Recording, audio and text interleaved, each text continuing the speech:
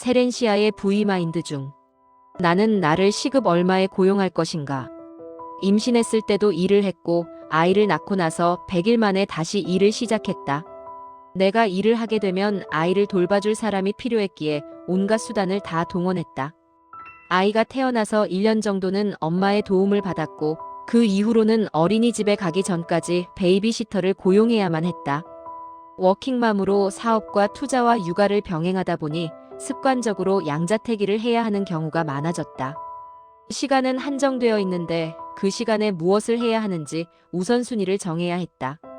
한정된 시간에 우선순위를 매기는 것은 같은 시간에 내가 어떤 일을 선택하는 게 금전적으로 더 이득이 되는가를 끊없없이 계산하는 습관으로 이어졌다. 예를 들어 주말에 아이 책가방을 손빨래할 일이 있다고 해보자. 평소에 아이 가방은 내가 빠는 편이다. 그런데 여기서 생각해봐야 한다. 아이의 책가방을 손빨래할 것인가 아니면 그 시간에 내가 다른 일을 하고 책가방은 세탁소에 맡길 것인가 하는 것이다. 시간 여유가 되고 책가방의 오염 정도가 심하지 않는다면 손빨래는 하는 게 맞다. 하지만 만약에 추가적인 소득 활동으로 돈을 벌 수 있다면 그 시간에 일을 하고 책가방은 세탁소에 맡기는 것이 합리적일 것이다. 동시간대에 벌어들이는 소득이 세탁 비용보다 비싸기 때문이다.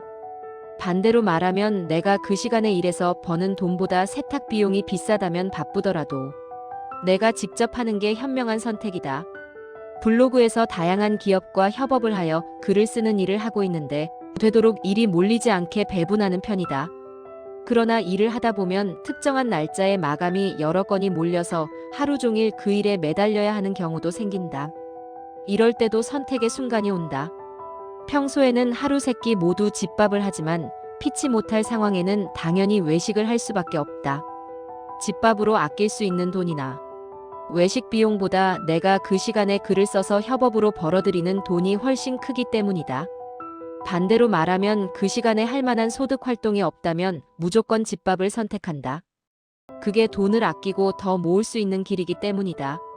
내가 1시간을 일했을 때 벌어들일 수 있는 돈, 즉 내가 나를 셀프 고용했을 때 시급이 어느 정도인지 판단해야 한다. 그런 뒤 시간을 잡아먹는 일이 내가 벌어들이는 돈보다 적을 때만 지갑을 여는 것이 합리적 소비이다. 반대로 말하면 그 시간에 별다른 생산적인 일을 하지 않을 거라면 나의 노동력을 최대한 써서 조금이라도 돈을 아끼는 것이 좋다.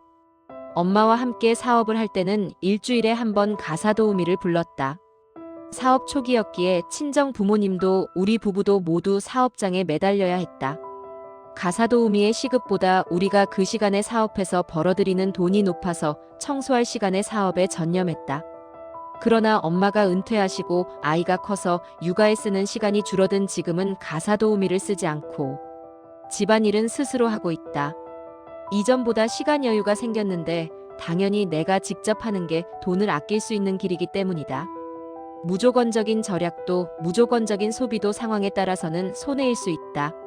항상 나의 시간에 나를 셀프 고용한다고 생각하고 시급을 가늠해 보는 것이 좋다. 이 기준을 적용하면 고민되는 상황일 때 의외로 쉽게 해결책이 나온다. 모든 사람에게 하루는 동등하게 24시간이 주어지기에 그 시간에 어떤 선택이 자산을 쌓는 게 유리할 것인가 생각해보고 행동하는 것이 좋다. 이 사고방식을 인생 전반에 걸쳐서 생각해보면 여러 가지 이야기를 들려줄 수 있다. 예를 들어 10대와 20대는 젊음은 있지만 돈이 없이 시간으로 돈을 사야 한다. 자산도 없어 돈을 벌어오는 자본소득이 존재하지 않으며 근무 숙련도도 낮고 커리어도 없어 근로소득 또한 한정되어 있다. 20대까지는 기반이 전혀 없기에 삶이 힘든 것이 당연하다. 하지만 이 시기를 독하게 보낸다면 그것을 기반으로 30대 이후에는 미래가 달라진다는 것을 잊지 말아야 한다. 우리 부모님 세대도 그랬고 내가 20대 때 주변인들도 그랬지만 20대에는 동등한 출발점에서 서 있던 사람들이 각자의 삶의 태도에 따라 10년, 20년이 지났을 때 서로의 위치가 달라져 있었다. 20대까지는 돈을 벌기 위해서는 무조건 시간을 들여야 한다. 그리고 시간을 들이는데도 초반에는 당장 효과가 거의 나지 않기 때문에 밑빠진 독에 물 붓는 기분이 든다. 돈의 속상 자체가 초반에 종잣돈을 일정 이상 모으기가 힘들지만 종잣돈이 모일수록 다음 종잣돈으로 가는 속도가 점점 빨라지기에 초반에 일찍 고비가 찾아오는 것이다. 그래서 인내심이 부족하면 금세 포기하고 정체될 수밖에 없다. 이 시기를 현명하게 넘기기 위해 먼저 이 길을 걸어간 부모의 조언이 아이에게 필요하다. 돈이 모이는 속도는 시간에 비례하지 않고 바로 성과가 나지 않는다는 것. 그리고 당장 성과가 보이지 않더라도 인내심을 가지고 하기 싫더라도 일단 이것저것 해보는 게 중요하다는 것을 말이다. 다만 그렇게 하면서도 동등한 시간을 소모해서 최대한의 돈을 벌어올 수 있는 방법이 무엇인가를 치열하게 고민해 봐야 한다. 그 과정을 지나 30대로 오면 내 시간의 가치가 점점 올라간다. 20대를 제대로 보냈다면 20대 때 갖춰놓은 종잣돈과 시스템 덕분에 자산과 소득 증가에 탄력이 붙기 시작하는 시기이며 돈이 불어나면서 시간이 부족해지기에 20대 때처럼 돈이 된다고 모은 일을 덥석하지 않게 된다. 나의 시간은 한정되어 그 시간에 최대한 많은 돈을 벌 수 있는 일을 선택할 수 있다. 이 시기부터 나는 무언가 일을 해주고 금전적인 대가를 받을 때 내가 만족할 만한 시급 가치가 나오지 않는다면 거절했다. 이 일을 거절해도 또 다른 돈 되는 일이 들어왔기 때문에 동등하게 한 시간을 쓸 때 더 많은 대가를 주는 일을 골랐던 것이다.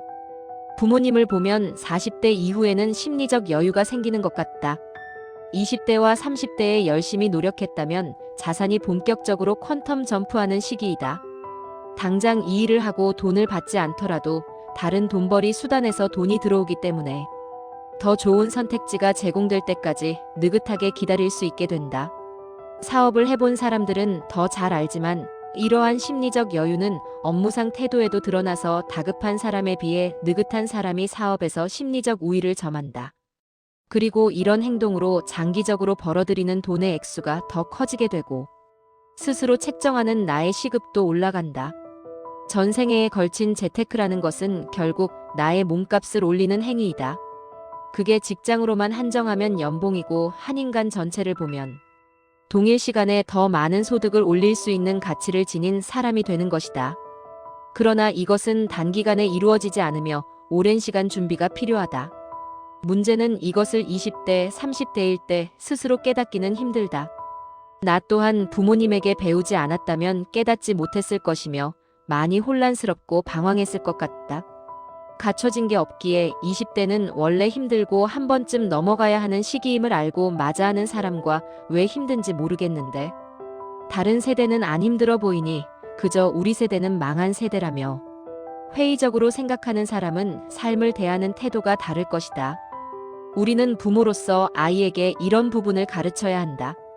나는 20대 때 열심히 일하면서 투자도 병행했고 다시 돌아가고 싶지 않을 정도로 힘들었다. 그러나 그 노력의 결과로 자산이 어떻게 불어났는지 체감했기 때문에 20대로 돌아간다면 또다시 그렇게 노력할 것이다. 당시에는 앞이 보이지 않았지만 그 노력이 결코 헛되지 않았다는 것을 이제는 안다. 구독과 좋아요는 당신의 소중한 마음입니다.